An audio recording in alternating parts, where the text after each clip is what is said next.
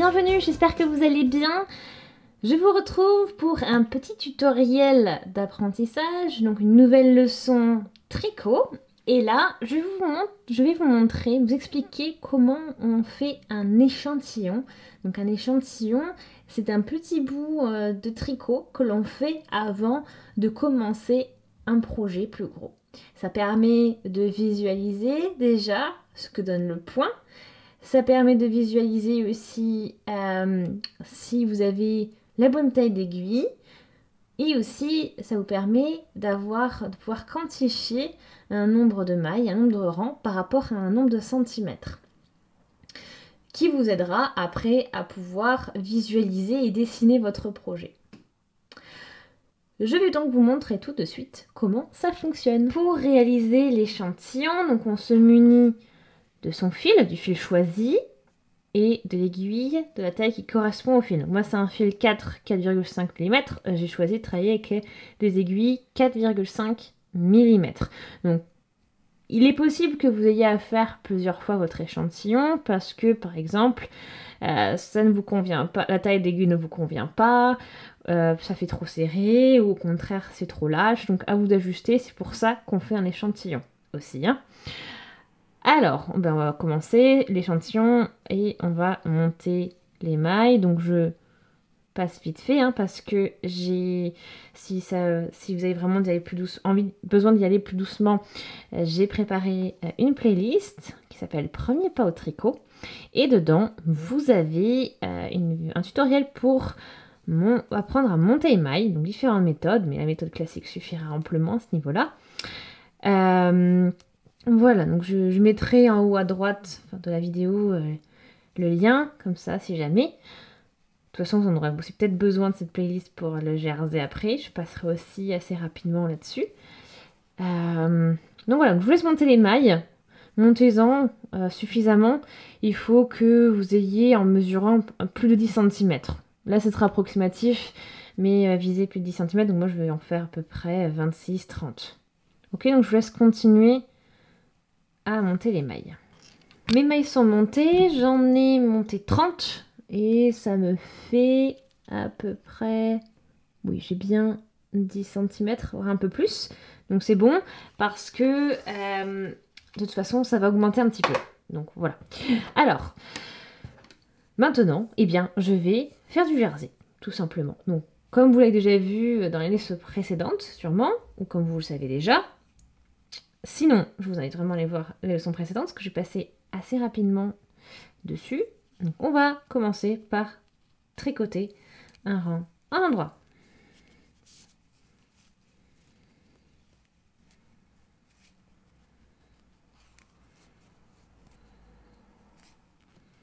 Et on fait ça jusqu'au bout. J'ai fini le premier rang en droit. Maintenant, je vais faire le premier rang en envers. Je vais glisser la maille et je continue la première maille et je continue le rang en envers.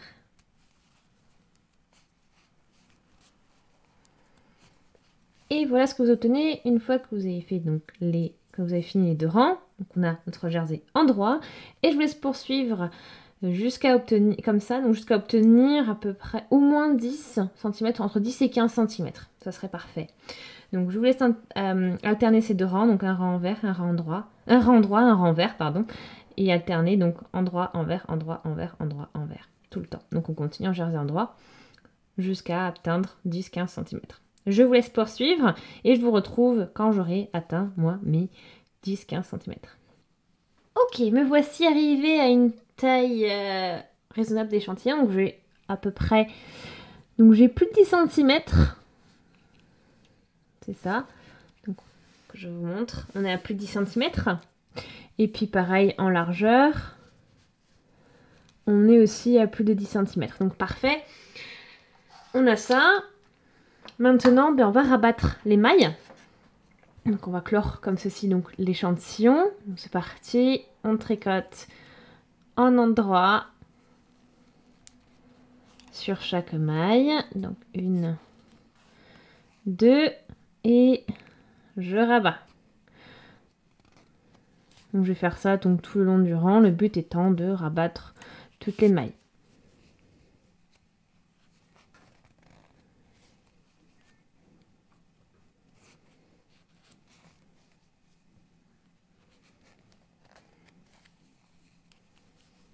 Toutes les mailles sont maintenant rabattues. Je vais finaliser en coupant le fil. Et j'ai plus qu'à tirer mon aiguille. Et voilà, donc maintenant, ce que je vais faire, c'est que je vais le laver à la main, eau et savon.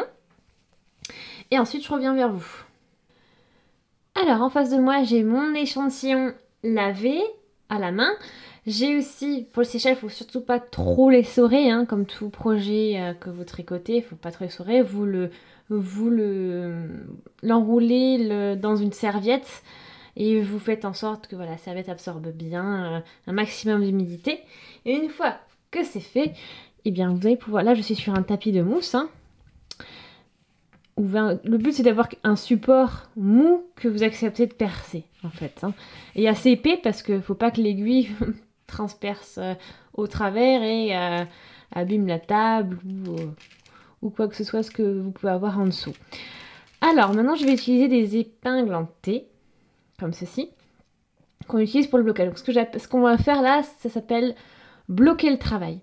Donc en fait maintenant je vais faire en sorte de faire sécher donc mon échantillon à plat.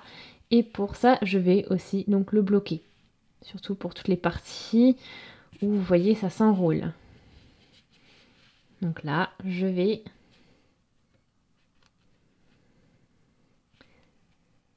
positionner comme ceci mes épingles en T.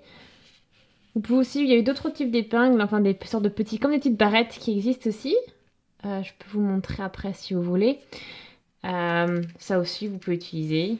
Ça dépend ce que vous avez à la maison. Là. Voilà, donc en fait, comme je suis en train de faire, vous positionnez vos épingles. Très important hein, d'avoir toujours le coin pris en compte. Donc, je vous laisse faire le tour, comme ceci, en épinglant les bordures pour qu'elles tiennent bien.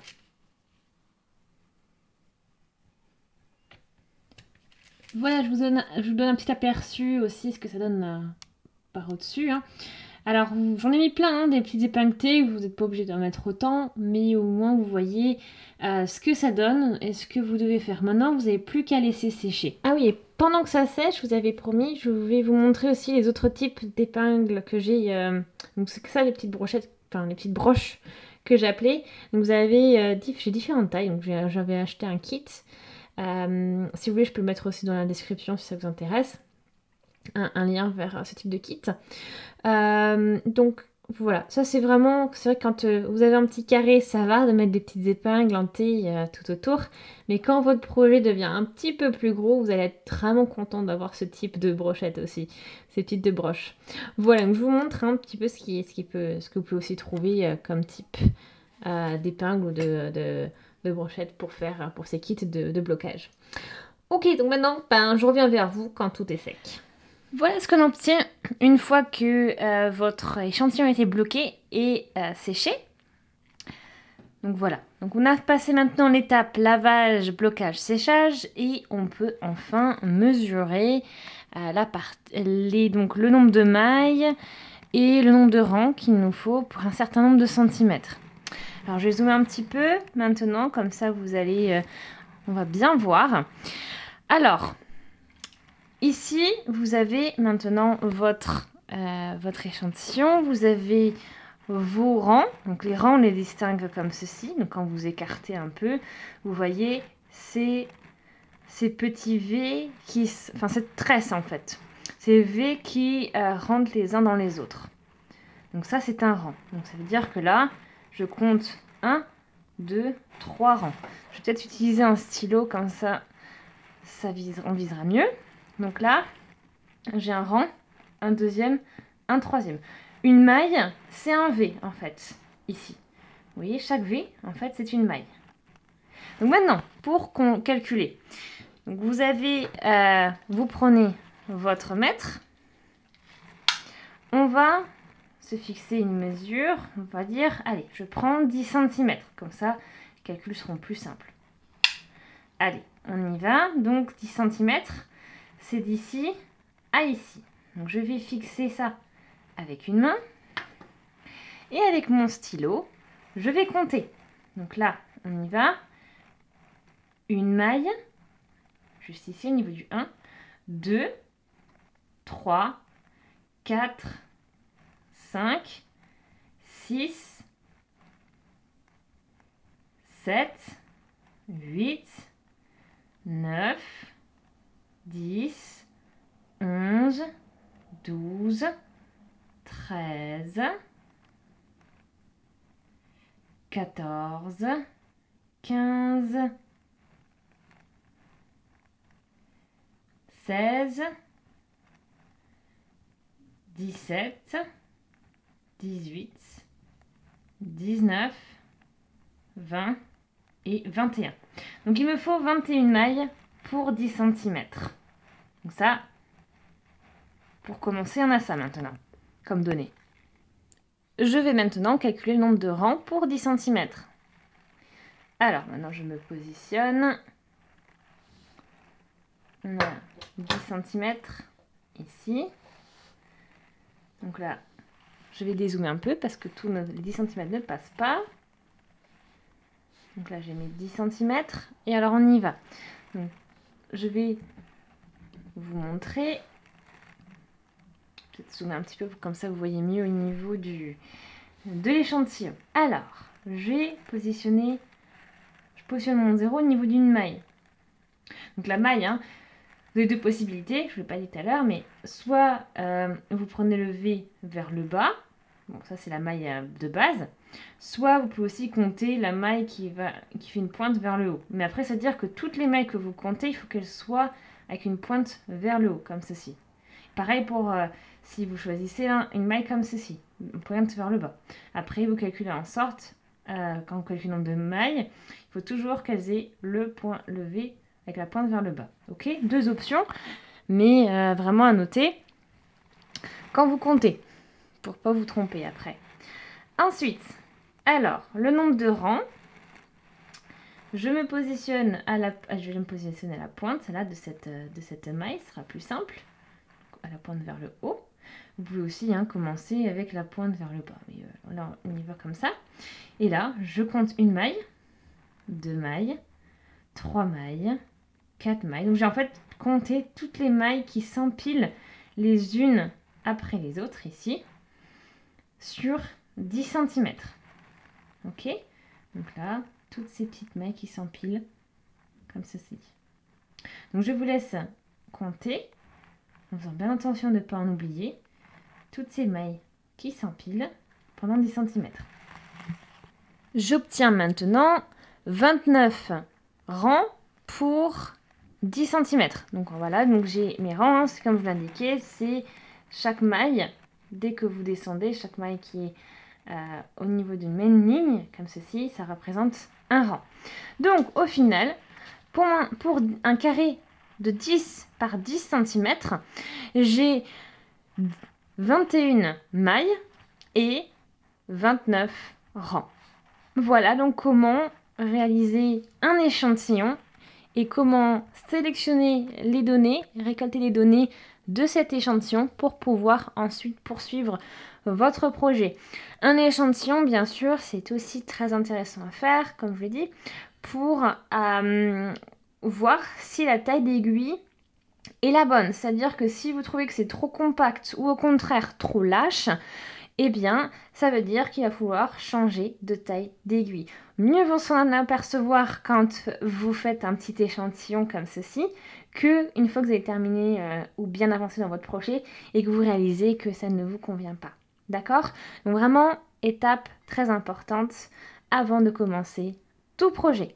Alors en tout cas, j'espère vraiment que ce petit tuto va pouvoir vous aider quand vous allez commencer de nouveaux projets, que voilà, que ça a été suffisamment clair.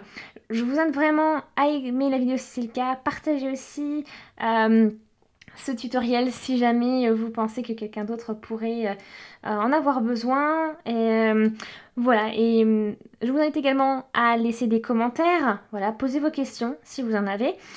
Abonnez-vous aussi à la chaîne si ce n'est pas encore fait. Et puis cliquez sur la petite cloche pour être notifié dès que je publie un nouveau tutoriel. Et je vous dis à très très vite. Merci d'avoir regardé la vidéo. Salut!